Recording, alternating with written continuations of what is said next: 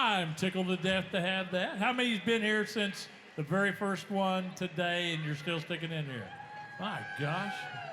You're eating machines, aren't you? You find any good deals out there? Any good deals? Seen some stuff? All right.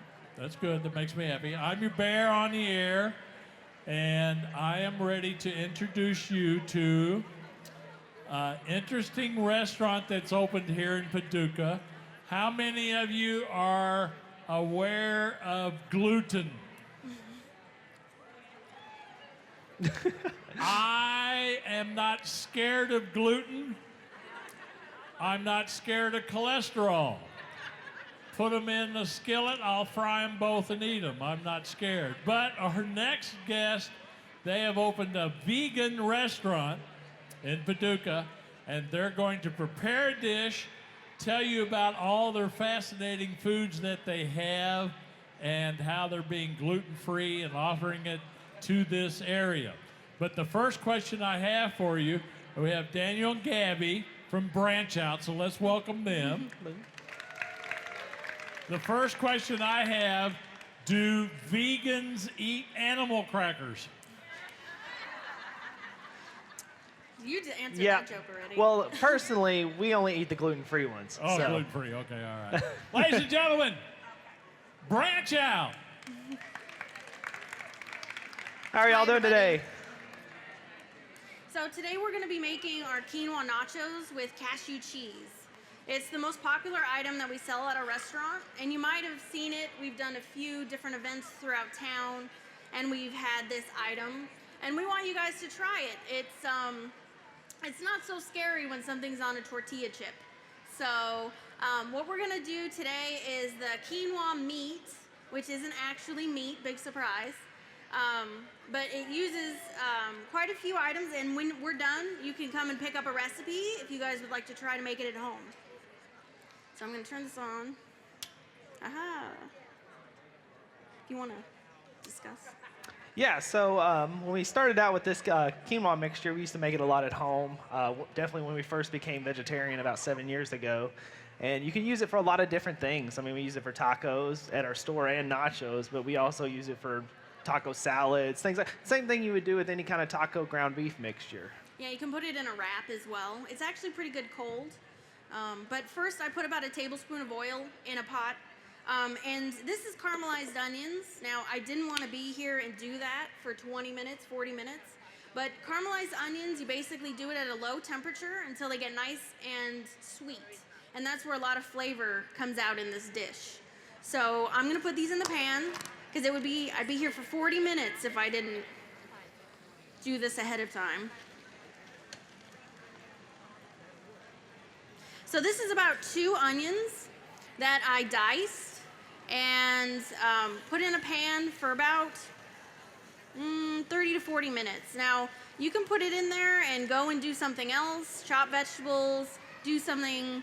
You don't have to be there to babysit it. You keep it at a low temperature and you let it do its thing. Yep. Even if it burns a little bit, it gives a little extra flavor. Yeah, it's actually pretty good if it burns a little bit. But you want it to be a nice golden brown before you get started on this recipe. So the next item on here is minced garlic. Now you're going to do about 2 to 3 garlic cloves, but I'm going to be honest, I always do more than that. I mean, who doesn't do more garlic? So just do however much you would like to do. That's a lot. But hey, it's worth it.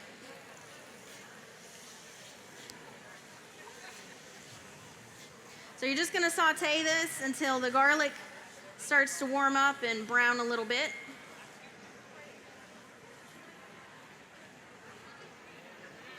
You liking it so far?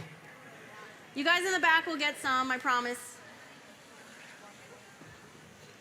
So you just want the onions to cook, garlic to get brown a little bit. This is the longest process of the whole bunch. But yeah, and all of these items you can find in your local grocery store or even in your pantry. Just onions and garlic. We use canned black beans. We make a bunch at home, but you guys can use a can, no problem. And that looks like it's about ready for those. So we'll put about a can of black beans. You don't want to put all of it. Yeah, a little more. That looks about right. I like to kind of do the onions and garlic and the black beans about 50-50. And you want those beans to get nice and warm. Now, this recipe, we make our own in the store, our own taco seasoning. But if you have a favorite that you normally use for ground beef or chicken or whatever, you can use that. It's no problem. And of course, always salt as you go. It's very important to do that. Unless your taco seasoning contains salt, then, be careful with that. So basically what you're going to want to do is constantly taste and try your food, basically. And just take, if you end up using McCormick or there's a few other taco seasoning brands. Yeah, Spice Island. Old El Paso makes their brand too. Yeah. Just choose whichever one you feel comfortable with, that your family might be not so scared of, because it is a little scary. I mean, I'm sure some of you might be apprehensive about eating vegan food, and as you're eating it, I'm sure it's not as scary anymore. I hope.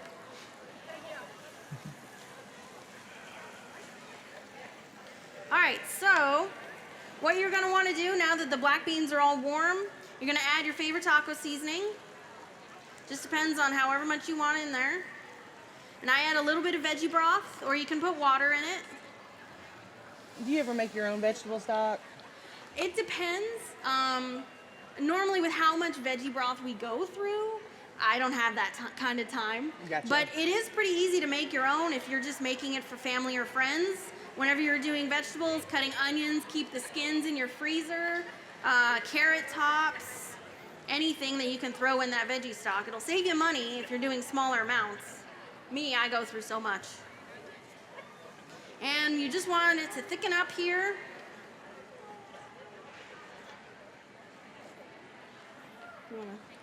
Yeah, and pretty much on these nachos, I mean, we've had people that come by and try them that would never even in a million years eat vegetables or anything with a vegetable in it, and we don't tell them.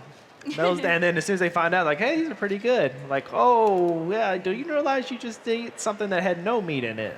What? What are you talking about? Yeah, November 1st was National Vegan Day. And so we celebrated by putting a sign out of our door that just said free taco, nothing else on it. And random people just showed up and they said, hey, I saw there was free tacos. I don't know what it is. And so we gave it to them sight unseen. They ate it, loved it. And then we told them it was vegan and they couldn't believe it. So Yep. you just got to get them to try it. Oh, and I did like the people that are like, ooh, this is great. It's vegan. It was okay. It's okay. Like, it's okay to like it, It's, Are there any of you that are trying to adopt more like meatless meals or anything, like doing the Meatless Monday thing, stuff like that? Yeah, it's kind of scary at first, isn't it? You almost feel like you're leaving something out. I've been trying to do that as well. It's 2 days a week is what I've been trying to do. I'm trying to restrict my carbs. I'm unfortunately a carb lover. And I've actually found that it's not as intimidating. And I always had that being a chef and everything. You can't be a chef unless you cook real with meat, and stuff like that. Oh. But I found it's actually, you get so much more fresher, and you don't have to buy all the processed stuff, Yeah. You don't have to go buy something that's supposed to look like a hamburger. I mean, if you want a hamburger, eat a hamburger and everything. But vegetables and things like that are so delicious as they are. Learning how to treat them that way it's awesome. So I always encourage everybody, once a week, try to do that Meatless Monday thing and come up with new things. Because even if you're not eating vegan all the time, this will make a great side dish or something like that to throw together really quick or something as well, or a snack. Yeah, and it's quite difficult, too, for people to kind of wrap around their heads when they say Meatless Monday, because everybody always has that meat and, starch and vegetable. And then use a lot of vegetarian and vegan dishes, it's all into one. And so, like, how does that a meal? And once you eat it, you're full and satisfied with it afterwards. So. Well, my dad was a meat and potatoes guy, so my mom always had to have some type of potato with the meat every single meal and everything. And I know one time we didn't have any potatoes. I thought she was literally going to have a hyperventilation attack just because we couldn't do potatoes. Yeah, for me, before I became plant-based, which has been 6 years, 7 years, I was meat, potatoes, cheese, gravy, and meat sprinkled on top. Like, honestly, it was really hard for me to change my diet. It was terrible. I disgusted him with what I used to eat. And then the thing is once you start changing your diet, your taste buds change. And it's weird, and you start to like things. And for me, even now, I know it's weird, I don't like watermelon. Now, that's the only thing that I don't like that's a fruit or a vegetable. But I try it every, 6 months to see if maybe my taste buds have changed and I like it. I still don't, by the way. But I don't understand it. I love it. I know. But hey, We whatever. make a great watermelon juice every summer. Yes, we do a watermelon juice that's very good. Even I like it. So, right now we're doing a juice that's, what is it? We're doing a pineapple, golden beet, and carrot juice, which Oh is yeah, that sounds really good. Yeah, really it's very delicious. good. But yeah, if we haven't actually really talked much about the store yet, we're actually located on Broadway North 22nd at the Ritz building. We're open Tuesday through Saturday, 11 to 6, 11 to 4 on Saturdays. We will be probably changing in the future times, but yeah. So we have a full menu, burgers, nachos, bowls, all sorts of goodies. So we're gonna go with the cooked quinoa. Now, quinoa is really easy to cook. It's a little scary, but it's very high protein, and it's actually a seed, not a grain, but it's wonderful. So basically all it is you put 1 cup of quinoa in water or veggie broth. I personally like it better with veggie broth, to a half a cup of quinoa. It cooks up in about 20 minutes, low heat in a saucepan, and you can sprinkle that on salads or whatever you want. Keep it in your fridge to do different things with. And we do about a half a cup of quinoa in here. Now, what's one of the reasons why you like to supplement and use quinoa a lot? It's because of the protein content? Definitely. and Our everything to quinoa replace? nachos, one order at the store is 26 grams of protein. Yeah, that's so, awesome. That's the one thing that you get a lot when they find out you're vegan. They ask you, where's your protein? Well, there it is. Yep. It's in everything we make. And we use beans and quinoa and cashews and all sorts of goodies. And so this is about what you want. You can cook it a little bit longer if you want it a little drier, but I personally like it a little on the wetter side. And then what you can do, before I stopped eating cheese, I would just put this on tortilla chips and sprinkle regular sprinkled cheese, throw it in the microwave and melt it, and just have a quick snack.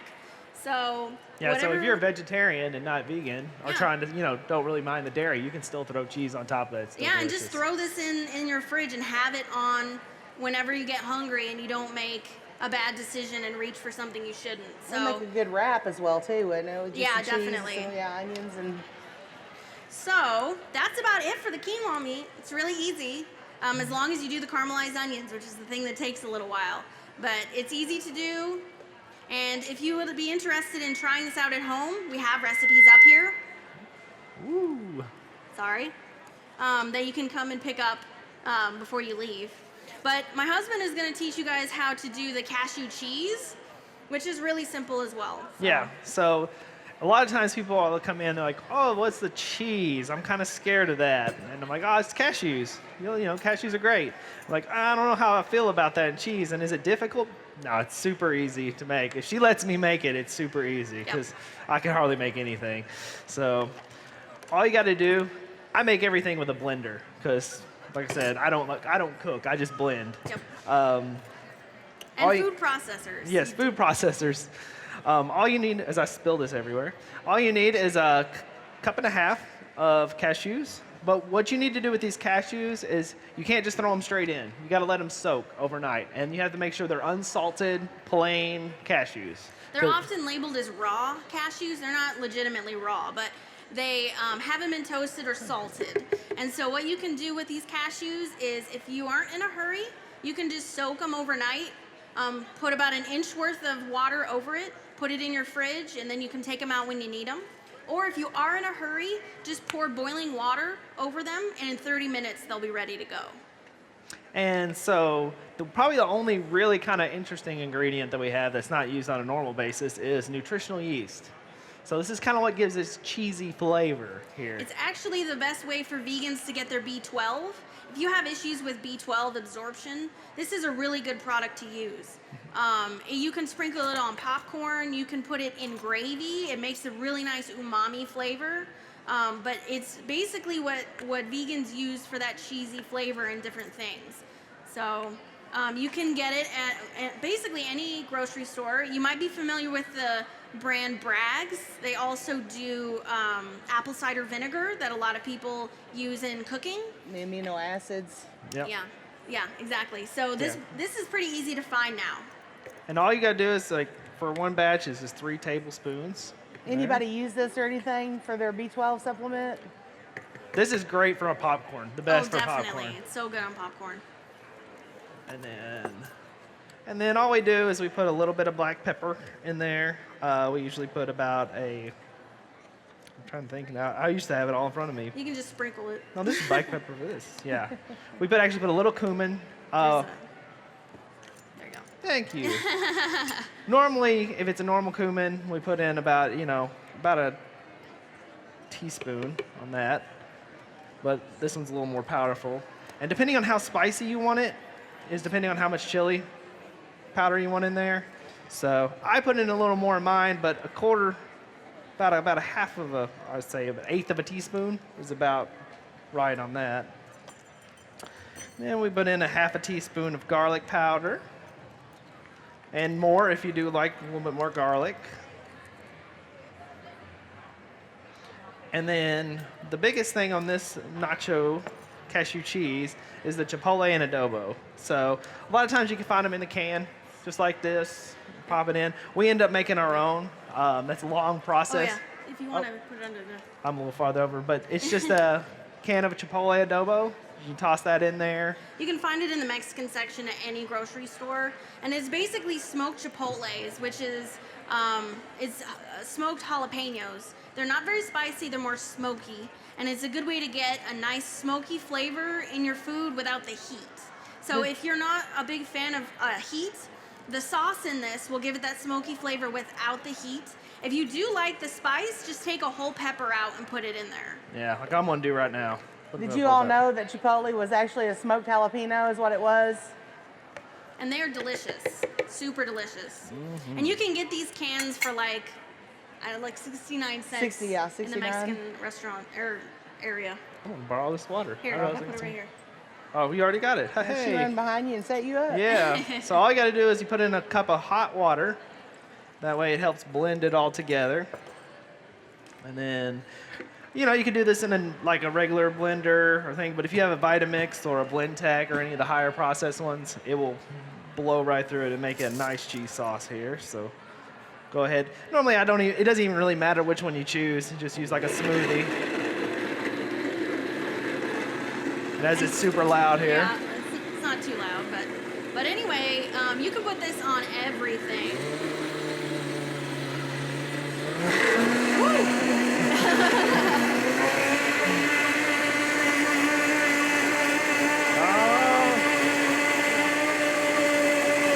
All right, that's good enough. High-speed vegans. Yep. There you go. We like to use a lot of power tools, so. I actually have a recipe for a cashew cheese sauce that I made my stroganoff. I do a cabbage stroganoff with it, where I do it like that, and it's really, really good, surprisingly good. Yeah, it's like a base. I mean, it's like a lot of things we say, people say with tofu or things, or even if you have just a plain piece of meat, it's a base, and then you put all kinds of flavorings in it. We make a ranch dressing out of it. You can make all kinds of different. We did what would we do? The Poblano. We did a roasted poblano cream sauce. But yeah, cashews are great. We also make cheesecakes out of them. So we actually do different cashew cheesecakes. We've done like a turtle cheesecake. It's like chocolate with dates and caramel and all sorts of goodies. Yeah, so if you see right here, this is about the consistency. If you want it, as you can see here, it's about just kind of barely comes right off the spoon. If you like it a little thicker, if you want it a little thinner, all you got to do is add a little bit of water in there. Taste it, always taste it, and add more, whatever is your preference. Remember that you can never take out something. So pat a little bit and then add more as you go.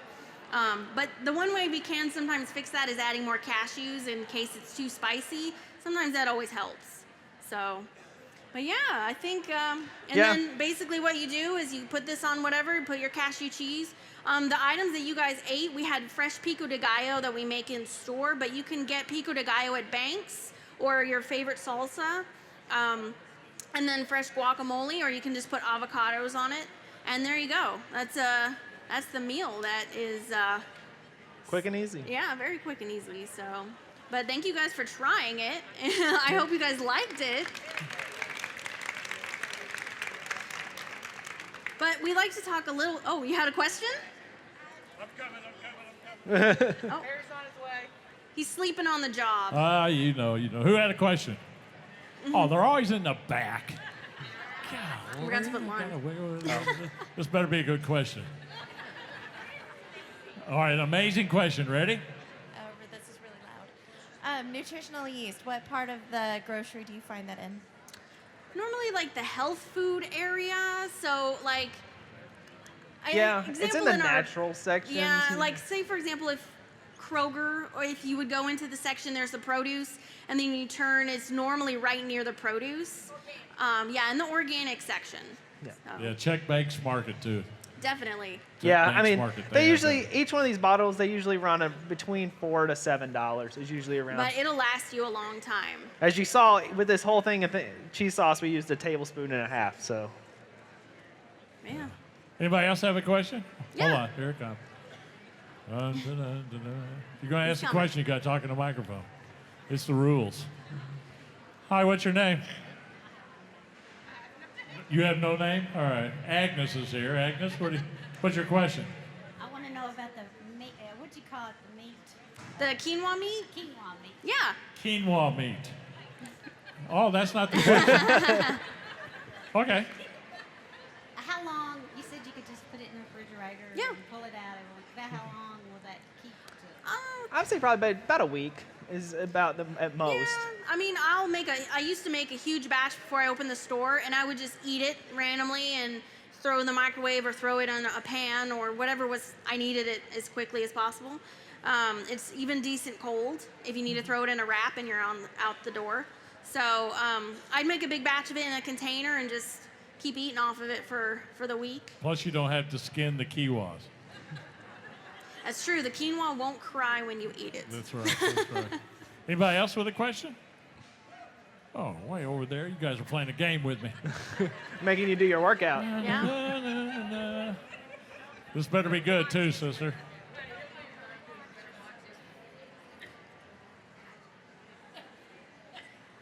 Does it have a lot of carbs in it? Well, depending on what you put it on. So, for example, tortilla chips, like you had now, does have a lot of carbs. But you can choose to put it on something else that doesn't. Like a taco salad. Yeah, pretty much. or like the bonito chips, which are more highly used in people who are trying to use less carbs. Bonito chips are made out of beans, as you can figure out, and so they're very high protein. And they're shaped like chips, so you can feel like you're eating a normal. Tell us about some of your menu items. Sure. So, other than the taco meat, basically, that we make here, we do that on nachos and tacos. We do a black bean beet burger, which we make in-house. The beet isn't very strong and more gives it color and fiber, basically, but it's got a lot of protein.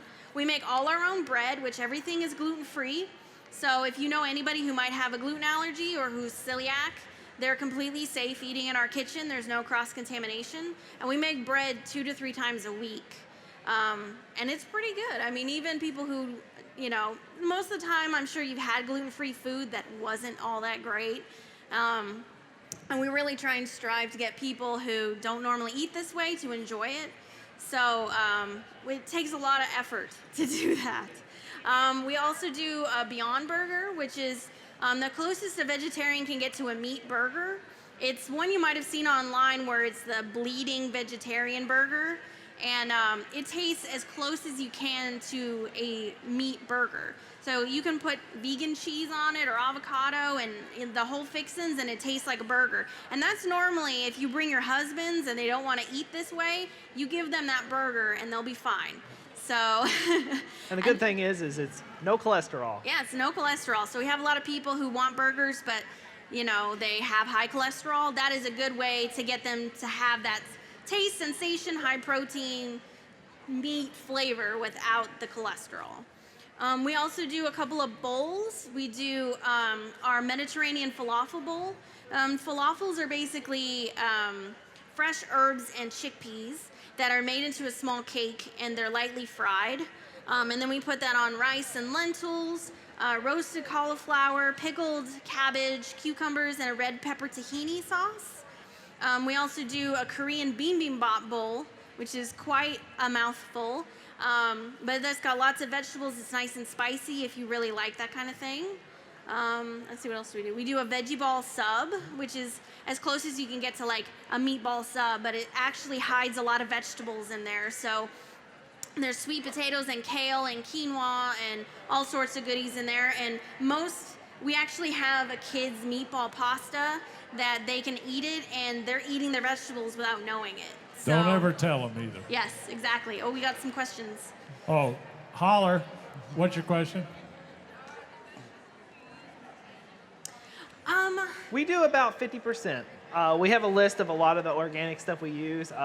When we first opened, we're like, hey, we're going to try to do all organic, and then we priced it out, and it was just way too expensive. Yeah. So we wanted to try to keep it affordable, yet mostly organic. So like the Dirty Dozen, we try to stay away from those. If you've heard of those, like celery and apples, and peaches, and A few other things. yeah. So we try to do that, and also we do it. We'll choose organic if the price difference is very nominal. We'll go for the organic Yeah. side. We don't want you to have to pay like $30 for a burger or something like that. That's just not going to happen. So we try and do what we can. And we also try and do a lot of local produce. So we normally change our menu with the seasons. So we did a spring and a summer and a fall. We didn't do a winter because we sadly don't have very much local winter produce. But with the spring coming up, we'll be using asparagus and green onions, and then blueberry season will be here before you know it, and I cannot wait.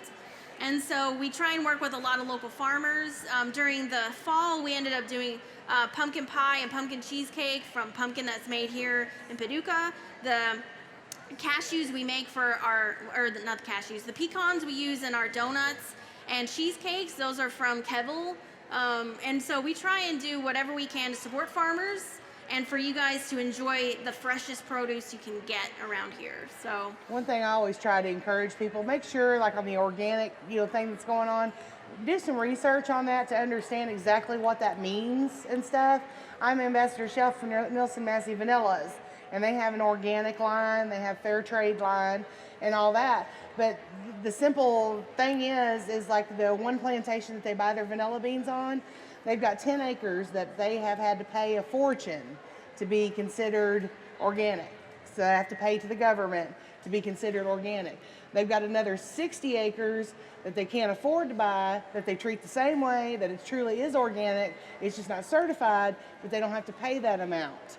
yeah, there's a lot of farmers There's a lot of locally. paperwork and a little bit of that. So make sure that you're looking if they say that they treat pure and natural and things like that. But I definitely encourage you all to really kind of look into the whole organic thing, because sometimes it's not what we perceived and what we thought it meant.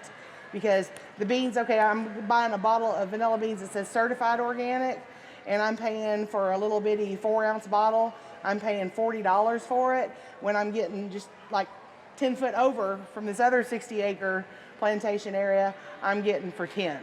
And it's the same thing, except they've had to pay money. And there's a lot of farmers locally that do organic practices, but it is really expensive to get certified. Yes. So get to know your farmers. Go to the farmers market, talk to them, find out how they grow their produce. And it might be cheaper to go with them because they don't have that certified organic seal, because that would normally go, you'd have to pay for that in the produce that you buy. And the farmers market is actually where we originally started. We started not last summer, but the summer before. We first started selling our products at the farmers market, and we were using the kitchen at the college and the marine teaching kitchen, and it was very small and not so great, but it worked. And so we ended up doing that, and We had a lot of people who were super excited we were there because there's no options in this area. As you know, if you want vegan, vegetarian, or gluten-free food, you got to go 40 to an hour in any direction to get it. And so we ended up expanding and finding our own kitchen. And we're now at the Ritz on Broadway North 22nd. I think I mentioned that. And we're actually in the process of moving to a new location. We're going to be closer to downtown. And that won't be, though, until the fall. Sadly, at the end of this month, we will be closing for a short time to get ready for that space. But you can check on our social media. We'll be open until the end of the month, so please come and try it. We will be serving food at Farmers Market all summer, so make sure that starts May 1st, 2nd, somewhere in the early first part of May. And we'll be serving our food hot, and you can grab it there. And yeah, so did you guys enjoy the food? Well, how about a hand for Daniel and Gabby? Oh, We have a BranchOut. question. we got one more question. Oh, what's your question? It's a little on the secret side. Yeah. So we're it's not too far. Let's just say it's only a few blocks away from here. That doesn't narrow it down. You'll hear all about it. Just check our social media. We'll be working partly with the city on trying to get that working, and it's very exciting. So it's going to be 3 times the size that we're using right now. And but yeah, I'm very We kind of excited used about this it. our first year as an incubation because, as you know, bringing a vegan restaurant into Paducah, we weren't too sure Yeah, we about weren't it. expecting it to be popular, but it actually really is. And if you come during lunchtime, it might be hard to find a seat right now. So just keep that in mind. But we will definitely serve you, and even if we have to put chairs outside, we'll have somewhere for you to sit. So, but yeah, thank you guys so much, and I hope you guys enjoyed it, and you swing by BranchOut.